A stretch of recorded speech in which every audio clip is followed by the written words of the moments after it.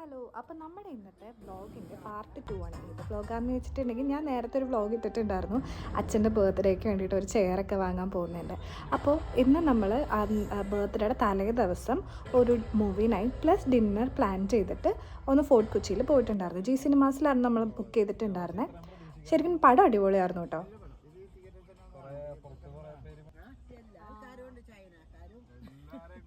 നിങ്ങൾ ഇതുവരെ ആരും എംപുരാൻ മൂവിയിൽ തിയേറ്ററിൽ പോയി കണ്ടിട്ടില്ല എന്നുണ്ടെങ്കിൽ എന്തായാലും പോയി കാണുക. കാര്യം അതൊരു തിയേറ്റർ എക്സ്പീരിയൻസ് ആണ്, മിസ് ചെയ്യരുത്.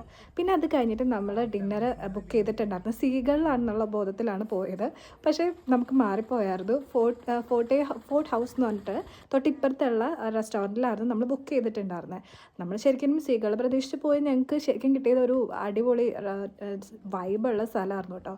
ഭയങ്കര ഓവർ ക്രൗഡഡ് ഒന്നും അല്ല, വളരെ മിനിമലായിട്ടുള്ള ആൾക്കാരും വളരെ കുറച്ച് ഒരു ഒരു സീറ്റിംഗ് അറേഞ്ച്മെൻറ്റ്സ് ഒക്കെയാണുള്ളത്. പക്ഷേ എന്നാൽ പോലും അവിടെ ഭയങ്കര വൈബായിരുന്നു ഉണ്ടായിരുന്നത്. ലൈക്ക് ഓപ്പൺ ആയിട്ടുള്ള സ്ഥലം. അവിടെ ബിവറേജസ് ഒന്നും അവൈലബിൾ ആയിട്ടില്ല, ലിക്കേഴ്സ് ഒന്നുമില്ല. പക്ഷേ ഫുഡൊക്കെ അടിപൊളിയായിരുന്നു. അടിപൊളി എന്ന് പറഞ്ഞാൽ അടിപൊളിയായിരുന്നു. അപ്പോൾ ഇവിടെ നമ്മൾ നല്ലൊരു നൈറ്റാണ് സ്പെൻഡ് ചെയ്തത്. ഇങ്ങനെ ഓപ്പൺ ആയിട്ടുള്ള നല്ല കാറ്റ് വീശുന്ന ഒരു സ്ഥലത്ത്.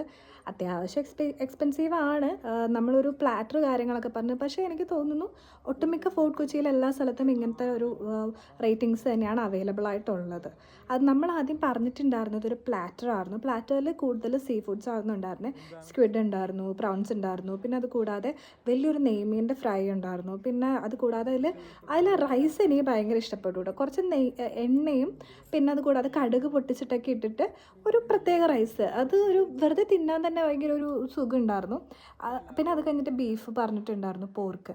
ഞാൻ ഇപ്പോൾ എടുക്കുന്നതെന്ന് പറഞ്ഞിട്ടുണ്ടെങ്കിൽ രാവിലെ അച്ഛനെ സർപ്രൈസ് ചെയ്യുന്നതാണ്. ഇത് നമ്മൾ രാത്രിയിൽ സെറ്റ് ചെയ്ത് വെച്ചതാണ് അച്ഛന് വേണ്ടിയിട്ട്, ഒരു സർപ്രൈസ് പോലെ. അപ്പോൾ അച്ഛന് ഭയങ്കര ഇഷ്ടമായിട്ടുണ്ടായിരുന്നു. അച്ഛൻ ഒരു പ്രാവശ്യം പറഞ്ഞായിരുന്നു നമ്മുടെ അടുത്ത് ഇതേപോലെ അച്ഛന് ഈസി ചെയർ വേണം, ഇങ്ങനെ ഇതേപോലെ വീട്ടിൽ ചില്ല് ചെയ്തിരിക്കണമെന്നൊക്കെ. അപ്പോൾ കുറേ ഗിഫ്റ്റൊക്കെ വാങ്ങി കാശ് കളിക്കുന്നേക്കാളും നല്ലതാണ് നമുക്കെപ്പോഴും അവർക്ക് ഇഷ്ടമുള്ളൊരു ഗിഫ്റ്റ് കൊടുക്കുക എന്നുള്ളത്.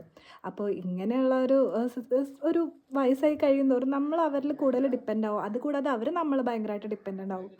അപ്പോൾ അങ്ങനെയൊക്കെ വരുമ്പോൾ നമുക്ക് അവരെ ഹാപ്പി ആക്കാനായിട്ട് ഈ ചെറിയ ഗിഫ്റ്റ്സൊക്കെ ഭയങ്കര ഇതാണ്. അപ്പോൾ ഇത്രേ ഉള്ളൂ ഇന്നത്തെ വ്ളോഗ്. Bye bye.